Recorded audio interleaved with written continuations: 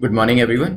Current affairs की series में 19 सितंबर पे पहुंच चुके हैं और यहाँ पे जो द हिंदू के करंट अफेयर्स हैं उसको हम एमसीक्यू के थ्रू कवर करने वाले हैं, ताकि जो भी एग्जाम के अंदर प्रीलिम्स से कंसर्निंग एमसीक्यूज पूछे जाते हैं करंट अफेयर सेक्शन से, वहां पर आपका स्कोर इंप्रूव हो सके। This is brief introduction about me. My name is Prince Luthra, all India rank 577। और शुरुआत करेंगे वेरियस टॉपिक्स के साथ जो हम डिस्कस करने वाले हैं आज। तो इंटरस्टेट माइग्रेंट वर्कमैन के बारे में डिस्कस करेंगे, स्नेक हैंडलिंग के बारे में देखेंगे, IATS के बारे में डिस्कशन करते हुए प्रधानमंत्री गरीब कल्याण पैकेज को डिस्कस करेंगे। देन इसके बाद महालया के बारे में डिस्कशन करेंगे। Then international equal pay rate को देखेंगे, the Singapore convention on mediation को डिस्कस करेंगे, commission on status of women को डिस्कस करते हुए रेलवे एक्ट 1989 के बारे में देखेंगे। देन फाइनली स्टबल बर्निंग को डिस्कस करेंगे और फिर पूरा लेक्चर जो है हम रिवाइज करने वाले हैं विद इन 2 मिनट्स। चलिए,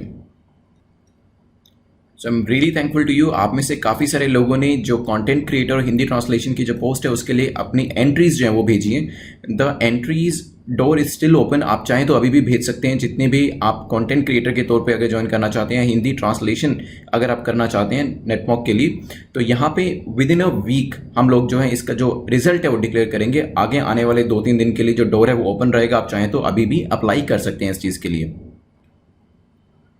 मार्किंग स्कीम जो ओल्ड स्टूडेंट्स हैं वो जानते हैं कि क्या मार्किंग स्कीम हम फॉलो करते हैं। जो लोग नए जुड़े हैं हमारे साथ उनके लिए मैं बता दूं आपको कि आपको 6 या 6 से ज़्यादा यहाँ पे क्वेश्चन को करेक्ट करना होता है।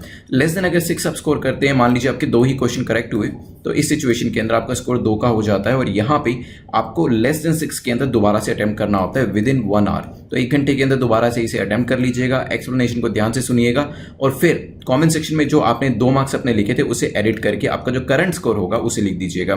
6 या 6 से ज़्यादा आपने स्कोर किया तो 24 आवर्स में एक बार इसे रिवाइज कर लीजिएगा। चलिए आज के पहले क्वेश्चन पे चलते हैं। फर्स्ट क्वेश्चन जो हमारा है वो इंटरस्टेट माइग्रेंट वर्कमैन एक्ट के बारे में है, ISMW एक्ट के बारे में। 3 स्टेटमेंट्स यहाँ पे दी है। Nation wide there were less than 34,000 workers जो कि रजिस्टर्ड हुए हैं 2019-20 में under the interstate migrant workman act जो कि 1979 का है। ये RTI की एक यहाँ पे RTI फाइल करी गई थी, उसकी रिक्वेस्ट के अंदर रिस्पॉन्स में बताया गया है। तो यहाँ पे इसी वजह से ये पर्टिकुलर एक्ट न्यूज में था। 3 स्टेटमेंट दे रखी है। पहली कहती है It requires all establishment hiring interstate migrants to be registered and contractors who recruit such workmen be licensed। तो ISMW के अंदर जो एस्टेब्लिशमेंट होती है जो कि इंटरस्टेट माइग्रेंट्स को रजिस्टर करती है, It requires all establishment hiring interstate migrants to be registered and contractors who recruit such workmen be licensed। तो ये क्या कहता है, ये पर्टिकुलर एक्ट कहता है कि जितने भी लोग इंटरस्टेट माइग्रेंट्स को यहाँ पे हायर कर रहे हैं उनको रजिस्टर होना चाहिए और जो ऐसे कॉन्ट्रैक्टर्स हैं उनको लाइसेंस होना चाहिए। हो सकता है the highest number of registration came from Kochi in Kerala. तो सबसे ज्यादा रजिस्ट्रेशन कोची केरला से आए हैं, ये भी हो सकता है। Delhi, Dehradun and Patna regions registered 0 migrant workers last year. तो लास्ट ईयर जो दिल्ली, देहरादून, पटना था यहाँ पर 0 माइग्रेंट वर्कर्स को रजिस्टर किया गया है। सोचिए क्या आंसर है, फिर डिस्कस करते हैं।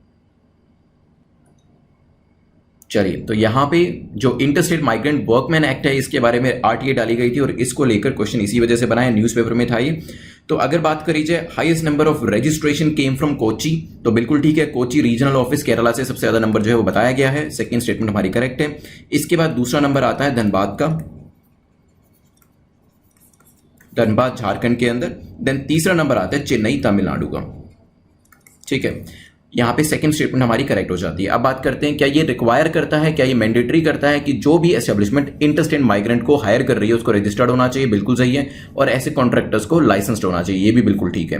दिल्ली, देहरादून, पटना में क्या 0 नंबर रजिस्टर किया गया, ये बात भी बिल्कुल ठीक है। तो यहाँ पे 0 माइग्रेंट वर्कर्स जो है लास्ट ईयर रजिस्टर करे गए। तो आंसर हमारा हो जाएगा डी। तीनों स्टेटमेंट्स हमारी करेक्ट है। यहाँ पर चलते हैं नेक्स्ट क्वेश्चन के ऊपर।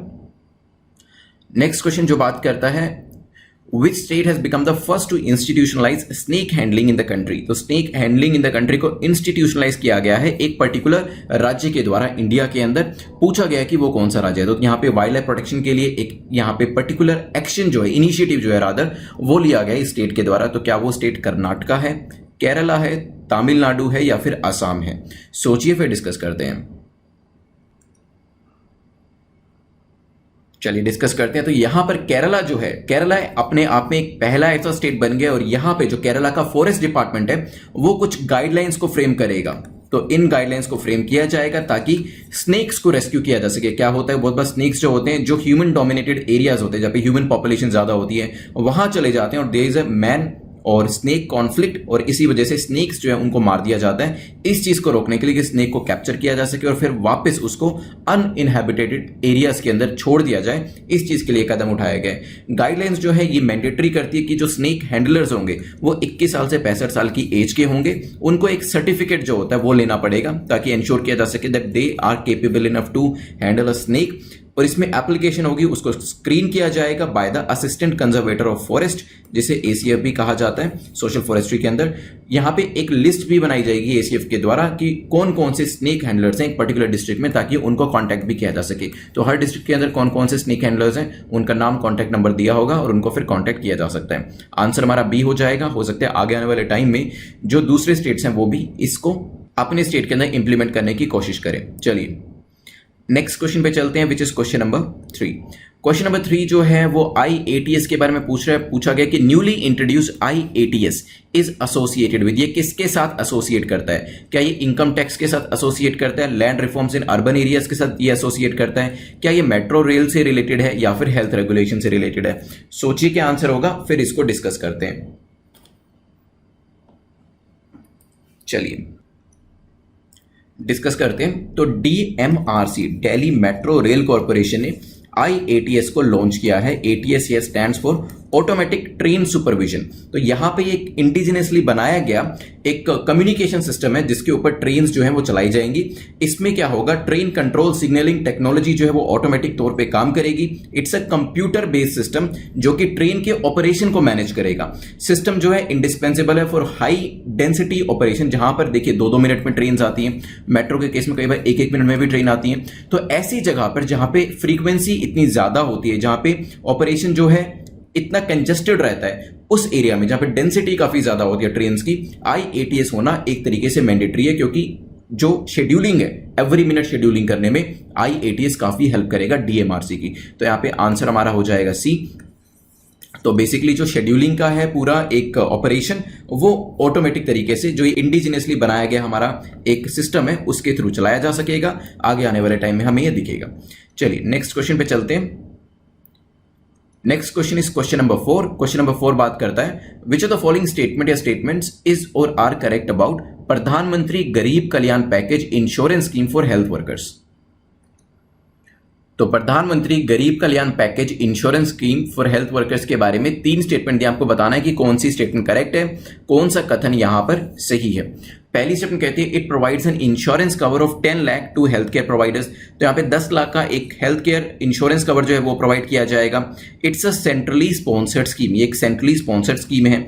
It also covers private hospital staff, तो प्राइवेट हॉस्पिटल का जो स्टाफ है उसको भी इसमें कवर किया जाएगा। सोचिए फिर डिस्कस करते हैं। चलिए डिस्कस करते हैं। तो Pradhan Mantri Garib Kalyan package insurance scheme, ये जो पर्टिकुलर स्कीम चलाई गई थी ये हेल्थ वर्कर्स के लिए चलाई गई थी जो कि कोविड-19 से फाइट कर रहे हैं। तो basically they are the corona fighters. यहां पर जो इंश्योरेंस का अमाउंट रखा गया था ये 50 लाख का रखा गया था, 10 लाख का नहीं था। So the central sector scheme जो है वो 50 लाख का हेल्थ केयर इंश्योरेंस कवर जो है प्रोवाइड करती है। ऐसे लोग जो कि डायरेक्टली कांटेक्ट कर रहे हैं कोविड-19 पेशेंट्स की, उनकी केयर कर रहे हैं, उनसे डायरेक्ट कांटेक्ट कर रहे हैं और देयरफॉर उनको सबसे ज्यादा रिस्क है कोरोना होने का। ठीक है, तो ऐसे लोगों के लिए स्कीम चलाई गई थी और अभी रिसेंटली इसे 180 दिनों के लिए फर्दर एक्सटेंड कर दिया गया, 6 महीने के लिए फर्दर बढ़ा दिया गया। So no, it is not a centrally sponsored scheme, it's a central sector scheme. क्या डिफरेंस होता है मैंने आपको पहले भी बताया हुआ है बिल्कुल तफसील से, फिर भी शॉर्ट में बता देता हूं। सेंट्रल सेक्टर स्कीम के अंदर जो पूरा पैसा होता है सेंट्रल गवर्नमेंट देती है। सेंट्रली स्पॉन्सर्ड के अंदर जो सेंटर और स्टेट होता है उनका शेयर जाता है इसके अंदर। जैसे 60% सेंटर ने दे दिया, 40% स्टेट ने दे दिया। लेकिन क्योंकि सेंट्रल सेक्टर है, सेक्टर ही सेंटर का है, तो पूरा का पूरा पैसा उस सिचुएशन के अंदर कौन देता है, उस सिचुएशन के अंदर सेंट्रल गवर्नमेंट देती है। और यहां पे ये जो स्कीम है प्रधानमंत्री गरीब कल्याण, ये सेंट्रल सेक्टर स्कीम है, पूरा पैसा सेंट्रल की तरफ से आएगा। इसके अंदर कवर किस किस को किया गया है, इसके अंदर प्राइवेट हॉस्पिटल स्टाफ से लेके वॉलंटियर्स को कवर किया गया है, लोकल अर्बन बॉडी से लेके सेंट्रल हॉस्पिटल्स को कवर किया गया है। यहां पे एम्स जो है आपका, वहां से लेकर सेंट्रल मिनिस्ट्रीज जो हॉस्पिटल्स होते हैं उनको यहां पर कवर किया गया है। तो काफी ज्यादा एक्सपेंशन जो है इसका देखा जा सकता है। सिर्फ तीसरी स्टेटमेंट हमारी करेक्ट है, आंसर हमारा हो जाएगा यहां पर सी। ध्यान रखिएगा इसके बारे में, प्रधानमंत्री Garib Kalyan package insurance scheme को अभी 6 महीने के लिए फर्दर एक्सटेंड कर दिया गया है।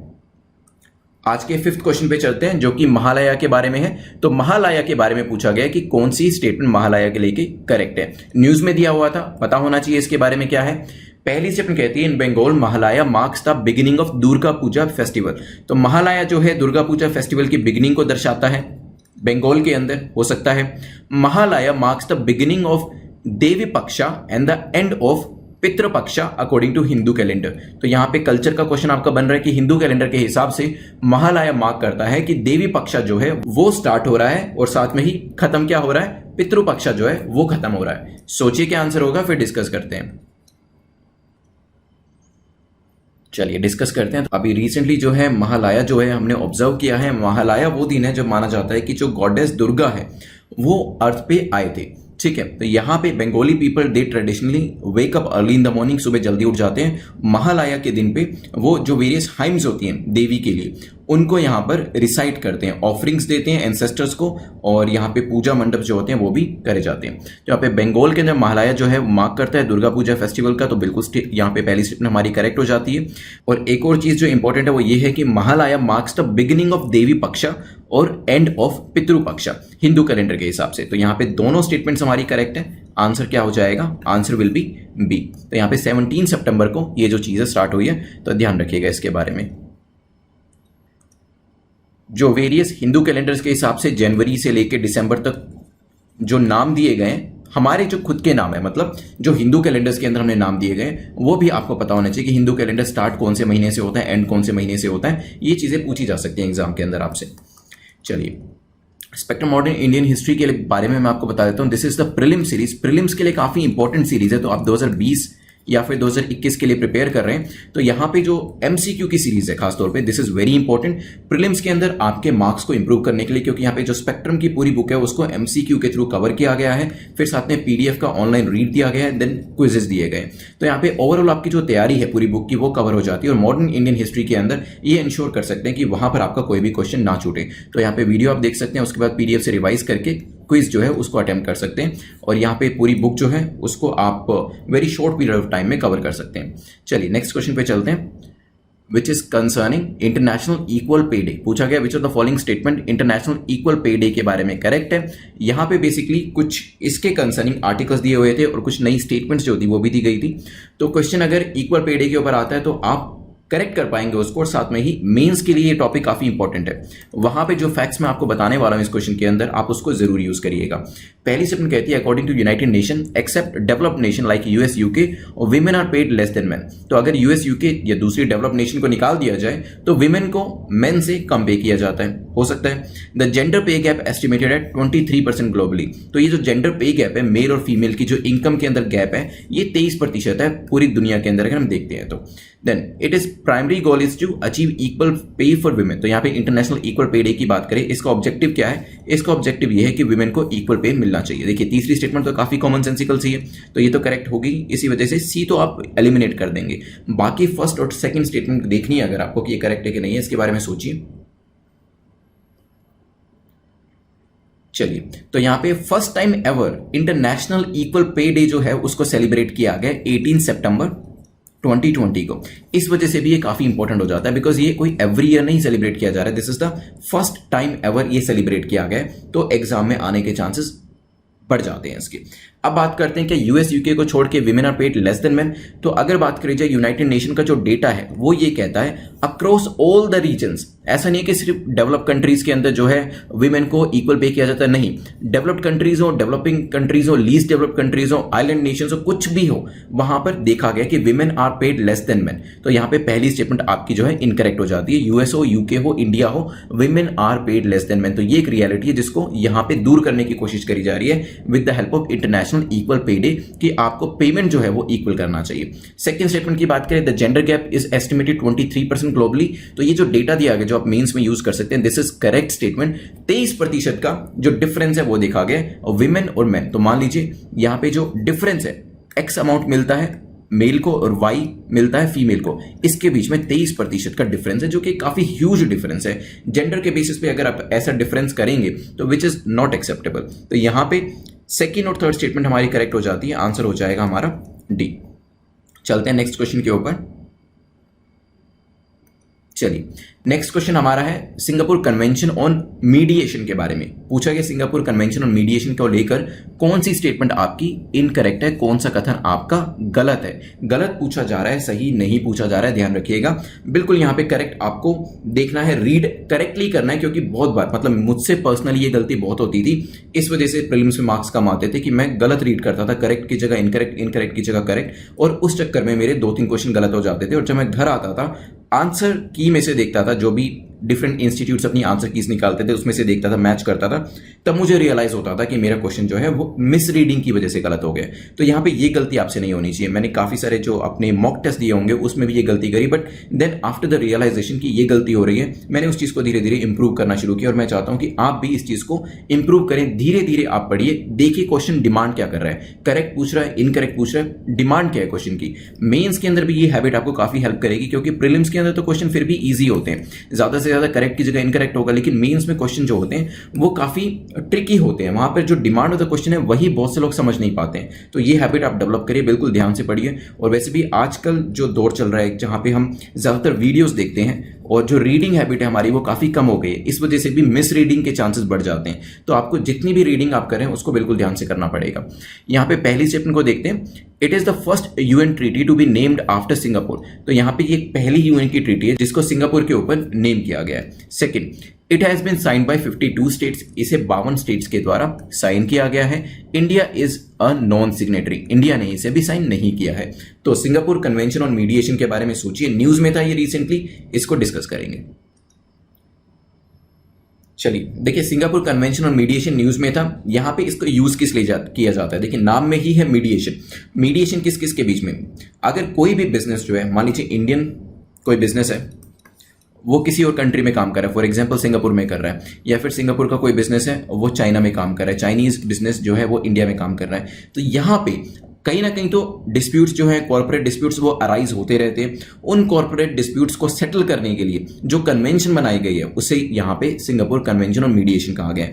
क्योंकि अदरवाइज क्या होगा, डिस्क्रिमिनेशन हो सकता है दूसरे बिजनेसेस को लेकर, कि बाहर की कंट्री से जो बिजनेस हमारे यहाँ आ रहे हैं उनके अगेंस्ट में डिस्क्रिमिनेशन किया जा सकता है। हमारे जो बिजनेसेस जो बाहर की कंट्रीज में काम कर रहे हैं उनके अगेंस्ट में भी ये सेम डिस्क्रिमिनेशन हो सकता है। इसी चीज को रोकने के लिए सिंगापुर कन्वेंशन ऑन मीडिएशन जो था ये लाया गया था, और इंडिया ने इसे 2019 में ही साइन कर लिया था। तो यहाँ पे नॉन सिग्नेटरी नहीं है। 7 अगस्त 2019 को हमने ये साइन किया था।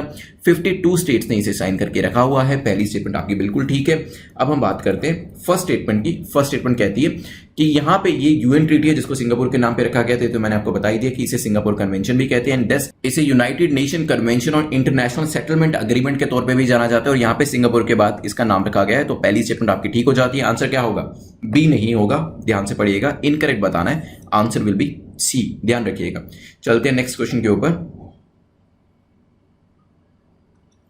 क्वेश्चन नंबर 8 बात करता है स्टेटस ऑफ विमेन के बारे में। Commission on status of women news में था और इसी वजह से इसके ऊपर क्वेश्चन बनाया गया।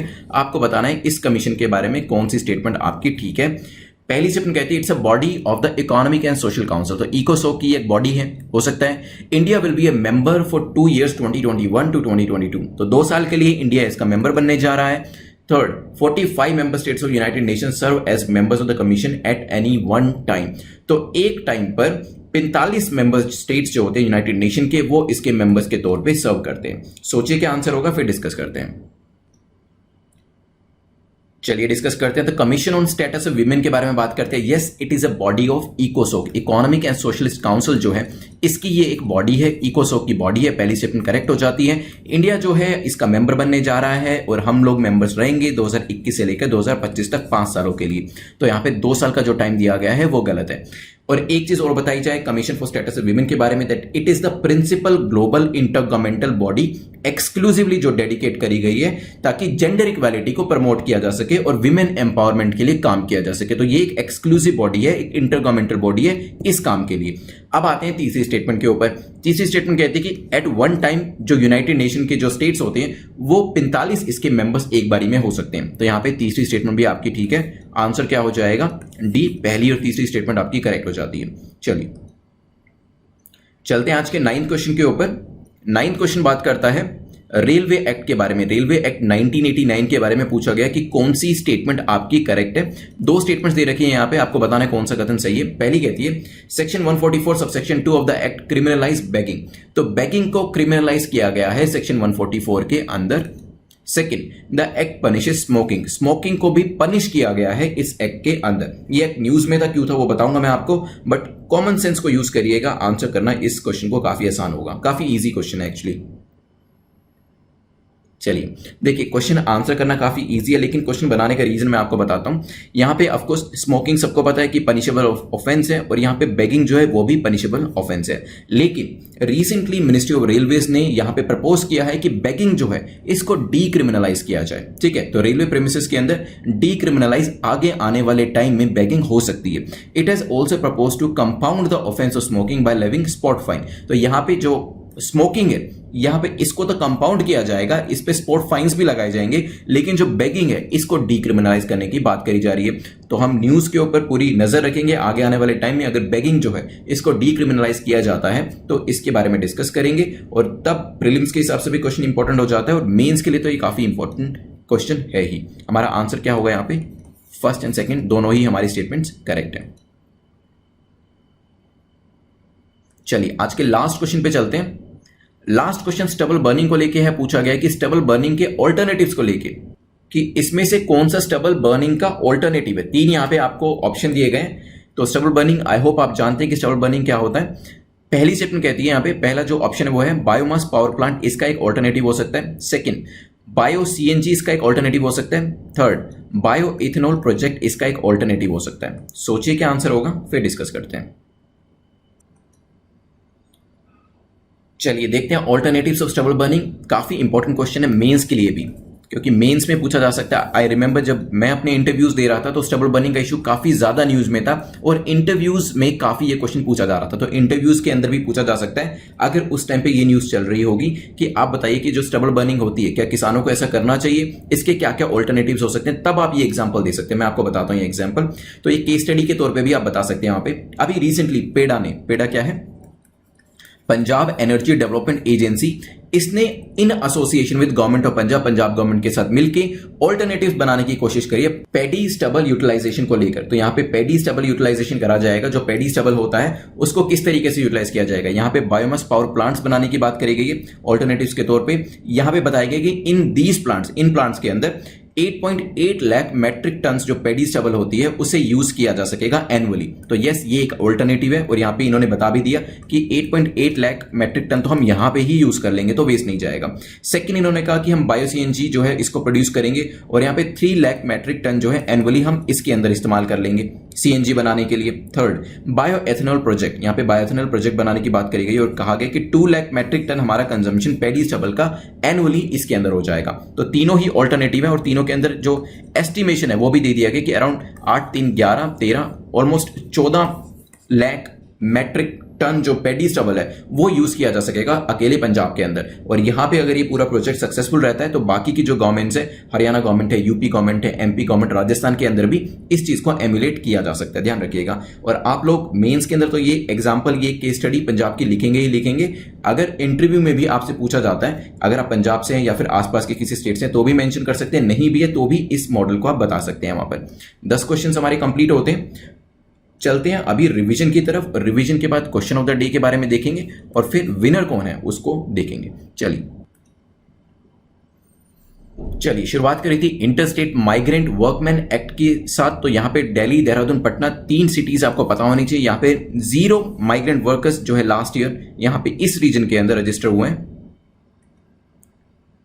और फर्स्ट स्टेटमेंट देखें तो यहां पर कहा गया था कि माइग्रेंट्स जो होते हैं, जहां भी जिस भी एस्टैब्लिशमेंट में काम करते हैं, उनको रजिस्टर होना जरूरी है। कॉन्ट्रैक्टर्स जो है वो लाइसेंस होने चाहिए। और यहां पे सबसे ज्यादा जो नंबर देखा गया था वो कोची, केरला में देखा गया था।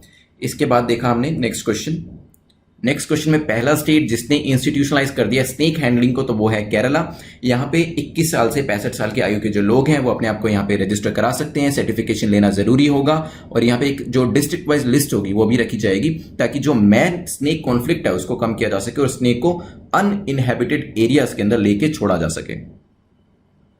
फिर हमने डिस्कशन किया था IATS के बारे में, तो मेट्रो रेल DMRC इसको लेके आ रहा है। तो यहाँ पे एक इंडिजिनस ये हमारा communication based train controlling signalling technology है। इससे क्या होगा, बेसिकली जो एक एक 2-2 मिनट में मेट्रो आती है उनको बेटर तरीके से मैनेज किया जा सकेगा, क्योंकि हाईली डेंसिटी ऑपरेशन वाला ये एरिया होता है, फ्रीक्वेंटली ट्रेन आती जाती रहती हैं इसमें। इसके बाद हमने देखा था प्रधानमंत्री Garib Kalyan package insurance scheme के बारे में, जो कि कोरोना फाइटर्स के लिए लेके आई गई थी, हेल्थ वर्कर्स के लिए लेके आई गई थी। यहाँ पे 6 महीने के लिए इसे इंक्रीज किया गया है, बढ़ाया गया है। इसका जो ड्यूरेशन है, यहाँ पे जो इंश्योरेंस कवर होता है वो 50 लाख का दिया जाता है। कोविड-19 से जो लोग फाइट कर रहे हैं, जो बेसिकली ऐसे हेल्थ वर्कर्स है जो कि कोविड-19 पेशेंट्स को केयर प्रोवाइड कर रहे हैं, उनको कहीं ना कहीं उनसे कॉन्टैक्ट में है। सेंट्रली सेक्टर स्कीम है, ये सेंट्रली स्पॉन्सर्ड नहीं है। यहाँ पे प्राइवेट हॉस्पिटल स्टाफ को भी कवर किया गया है। ठीक है, तो ध्यान रखिएगा इस चीज के बारे में भी। चलते हैं नेक्स्ट क्वेश्चन के ऊपर। फिर हमने महालया के बारे में डिस्कस किया था। महालया जो है बंगाल के अंदर काफी धूमधाम से मनाया जाता है। रिसेंटली अभी से ऑब्जर्व किया गया था। ये बेसिकली एक ऐसा पीरियड होता है जिससे आप कह सकते हैं कि देवी पक्षा जो है वो स्टार्ट हो गया है, पितृ पक्षा जो है एंड हो गया है, और यहाँ पे जो दुर्गा पूजा है वो फेस्टिविटीज स्टार्ट हो जाती हैं। चलिए, फिर हमने क्वेश्चन नंबर 6 देखा था। क्वेश्चन नंबर 6 जो था हमारा इक्वल पे डे के लिए था। तो यहाँ पे फर्स्ट टाइम इसे ऑब्जर्व किया गया है, और 23% का जो गैप है वो मेल और फीमेल अर्निंग के अंदर देखा गया है। तो ये ऑल अक्रॉस द ग्लोब देखा गया है। ऐसा नहीं है कि जो डेवलप्ड कंट्रीज है वहां पर सिचुएशन अच्छी है। देखिए, वहां पर भी जो विमेन है उनको कम पे किया जाता है, तो जेंडर बेस्ड डिस्क्रिमिनेशन जो है वो काफी ज्यादा है। मेन्स के लिए भी आप एक अच्छा पॉइंट आपके लिए लिख सकते हैं अगर जेंडर बेस्ड डिस्क्रिमिनेशन पे क्वेश्चन आता है, और जो फैक्ट्स हैं इसके अंदर जो आपको बताए गए हैं वो भी आप मेंशन कर सकते हैं वहां पर। और इस पर्टिकुलर डे, इंटरनेशनल इक्वल पे डे के बारे में भी आप मेंशन कर सकते हैं एज ए सॉल्यूशन की, और ऐसे इनिशिएटिव होने चाहिए ताकि अवेयरनेस जो है वो फैलाई जा सके। फिर हमने देखा था सिंगापुर कन्वेंशन ऑफ मीडिएशन के बारे में। तो यहाँ पे इसे किस नाम से जाना जाता है, इसे यूनाइटेड नेशन कन्वेंशन और इंटरनेशनल सेटलमेंट ऑफ अग्रीमेंट के तौर पे भी जाना जाता है। पहली ट्रीटी है जिसको सिंगापुर के नाम के बाद रखा गया है। 52 स्टेट्स ने इसे साइन किया है, और इंडिया ने भी 2019 में इसे साइन कर दिया गया था। तो यहाँ पे बेसिकली कॉर्पोरेट डिस्प्यूट जो होते हैं उनको सेटल करने में ही ये पर्टिकुलर ट्रीटी जो है वो हेल्प करती है। फिर हमने डिस्कशन किया था CSW के बारे में, commission on status of women. तो ये इकोसोक, इकोनॉमिक एंड सोशल काउंसिल के अंडर आती है, और यहाँ पे इंडिया को जो मेंबर बनाया गया है 5 साल के लिए बनाया गया है, 2021 से 25 तक। CSW जो है मैंने आपको बताया था कि एक प्रिंसिपल ग्लोबल इंटरगवर्नमेंटल बॉडी है जो कि एक्सक्लूसिवली डेडिकेटेड तौर पे काम कर रही है जेंडर इक्वालिटी के लिए, एम्पावरमेंट ऑफ विमेन के लिए। 45 मेंबर स्टेट्स एक टाइम में इसके मेंबर हो सकते हैं, ये भी चीज आप ध्यान रखिएगा। फिर हमने मूव किया था नेक्स्ट क्वेश्चन की ओर। रेलवे एक्ट, यहाँ पे इंपॉर्टेंट चीज ये थी कि हो सकता है आगे आने वाले टाइम में, क्योंकि ऐसा प्रपोज किया गया है कि बैगिंग रेलवे प्रेमिसेस के अंदर, जैसे स्टेशन पे आपने बहुत लोगों को यहाँ पे बैगिंग करते हुए देखा होगा, जो रेलवे प्लेटफॉर्म के बाहर की जगह होती है वहां पर भी, और इवन प्लेटफॉर्म्स के ऊपर भी आपने देखा होगा। तो यहाँ पे उसको डीक्रिमिनलाइज करने की बात करी जा रही है। तो लेट्स सी कि आगे आने वाले टाइम में क्या होता है, और जो स्मोकिंग करते हैं उनके ऊपर स्पॉट फाइन लगाना भी प्रपोज किया गया है। इसके बाद हमने देखा था स्टबल बर्निंग के ऑल्टरनेटिव्स के बारे में। तो PEDA, that is Punjab energy development agency in association with government of Punjab, ये एक अच्छा एक्शन जो है ये लिया जा रहा है। ये ऑल्टरनेटिव्स क्रिएट करने की कोशिश करी जा रही है, जैसे कि बायोमास पावर प्लांट बनाने की बात करी जा रही है, जहां पे 8.8 लाख मैट्रिक टन जो आपका स्टबल होगा, पैडी स्टबल, उसको यूज कर लिया जाएगा। 3 लाख मैट्रिक टन जो है बायो CNG के अंदर यूज किया जाएगा, और 2 लाख मैट्रिक टन आपका बायोएथेनॉल प्रोजेक्ट के अंदर यूज किया जाएगा। तो यहाँ पे ये 3 चीजें बनाने की ऑल्टरनेटिव्स की बात करी जा रही है। बाकी के स्टेट्स भी इसको फॉलो कर सकते हैं। मेंस के लिए भी काफी इंपॉर्टेंट है। इंटरव्यू में स्टबल बर्निंग की बात होती है तो ये केस स्टडी आप मेंशन कर सकते हैं। तो 10 क्वेश्चन हमारे कंप्लीट होते हैं, और अपने मार्क्स जो है कमेंट सेक्शन में जरूर लिख दीजिएगा, जितना भी आपने स्कोर किया। इवन अगर आपने 0 भी स्कोर किया इसको भी लिख दीजिएगा, दोबारा से अटेम्प्ट करिएगा, और फिर अपने न्यू मार्क्स को एडिट करके लिख दीजिएगा। सोलर साइकिल के बारे में मुझे बताइएगा एक लाइन में कमेंट सेक्शन के अंदर, और मुझे ये बताइएगा कि कितने साल की होती है ये सोलर साइकिल। ठीक है, लास्ट टाइम हमने डिस्कस किया था, आई होप आपको पता होगा। और लास्ट टाइम हमने जो क्वेश्चन पूछा था उसका आंसर जो है वो नैनावत गोविंदर ने करेक्ट किया है। तो नैना, आप हमें बता दीजिएगा netmockprep@gmail.com पे मेल करके कि आपको जो PDF चाहिए वो हिंदी में चाहिए या इंग्लिश में चाहिए। इसके बाद मार्किंग स्कीम जो है वो देख लेते हैं। यहाँ पे ऑफकोर्स आपको पता है कि 6 या 6 से कम स्कोर किया है तो आपको दोबारा अटेम्प्ट करना है 1 आवर के बाद, और अदरवाइज आप 24 आवर्स में एक बार इसे अटेम्प्ट कर सकते हैं। देन चलते हैं टेलीग्राम के ऊपर। तो यहाँ पे आपको PDF जो है वो प्रोवाइड करा दी जाएगी, और कोई भी आपका डाउट होता है वो भी आप पूछ सकते हैं। Thanks for watching, have a nice day.